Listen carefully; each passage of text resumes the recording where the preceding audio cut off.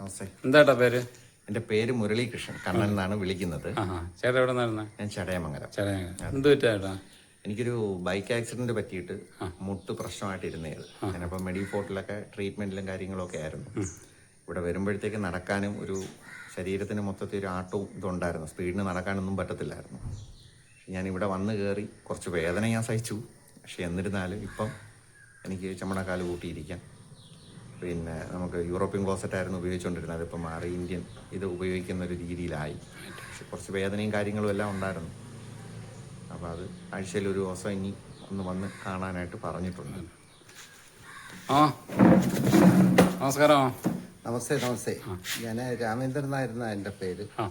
ഞാൻ ഈ റവന്യൂ വകുപ്പിൽ നിന്ന് ഡെപ്യൂട്ടി കളക്ടറായിട്ട് വിരമിച്ച ഒരാളാണ്. ദീർഘകാലം കൊട്ടാരക്കര തഹസിൽദാരൊക്കെ ആയിരുന്നു. എൻ്റെ മകൻ മുരളീകൃഷ്ണനുണ്ട്. അയാളുടെ ഇടത് കാലിൽ ഇതേമാതിരി ഒരു ബൈക്കുകാരൻ കൊണ്ടൊന്ന് ഇടിച്ച് തള്ളിയിട്ടു. അപ്പോൾ അവൻ്റെ കാല് അവശതയായി. SP മെഡിഫോർട്ടിലായിരുന്നു ചികിത്സയൊക്കെ. പിന്നെ അതിനുശേഷം കുറച്ച് ആയുർവേദ ചികിത്സയൊക്കെ നോക്കിയെങ്കിലും അവന് വളരെ കഷ്ടതയിലാണ് ദിവസങ്ങൾ തള്ളി നീക്കുന്നത്. അങ്ങനെ യാദൃശ്ചികമായിട്ടാണ് നമ്മുടെ ബഹുമാന്യനായ നാസർ ഗുരുക്കളെ പറ്റി കേട്ടത്. എൻ്റെ മകനതിലാദ്യം വലിയ താല്പര്യമില്ലായിരുന്നു. ഇങ്ങനെ ഫേസ്ബുക്കിലൊക്കെ ധാരാളം അങ്ങനെ വരും, ഇതൊക്കെ കുറേ കള്ളത്തരമാണ്. അപ്പോൾ ഞാൻ പറഞ്ഞു, നീ അങ്ങനെ കണക്കാക്കണ്ട, കാരണം ഒരു വശം അവനങ്ങ് കംപ്ലീറ്റ് രക്തഓട്ടം പിന്നെ കുറവുകൊണ്ടാണെന്ന് തോന്നുന്നു, പെരുപ്പും വേദനയൊക്കെ ആയി. അങ്ങനെയാണ് നാസർ ഡോക്ടറെ അടുത്ത് കൊണ്ടുവന്നത്.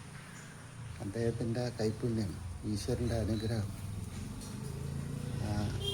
എൻ്റെ മകന് 2-3 ദിവസത്തെ ചികിത്സ കഴിഞ്ഞപ്പോൾ അവന് ചമ്മറം പടിഞ്ഞിരിക്കാനും ആ പെരുപ്പെല്ലാം മാറി വേദനയ്ക്ക് ആശ്വാസമുണ്ട്. ഗുരുക്കൾ പിടിച്ചിട്ടതിൻ്റെ കുറേ വേദനകൾ ഉണ്ടെങ്കിലും അത് ഒരാഴ്ച കൊണ്ട് നിശേഷം മാറ്റാമെന്നും ഞങ്ങൾക്ക് ഇതൊരു മിറാക്കിൾ മാതിരി എനിക്ക് തോന്നി. അത്രയും ഒരു അനുഗ്രഹമുള്ള മനുഷ്യൻ. സന്തോഷം. എല്ലാവർക്കും നന്മ.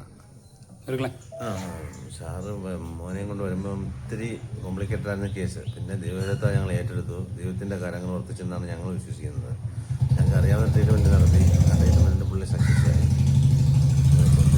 ദൈവകാരുണ്യം, ദൈവത്തിന് മറന്നൊന്നും ചെയ്യാൻ പാടില്ല.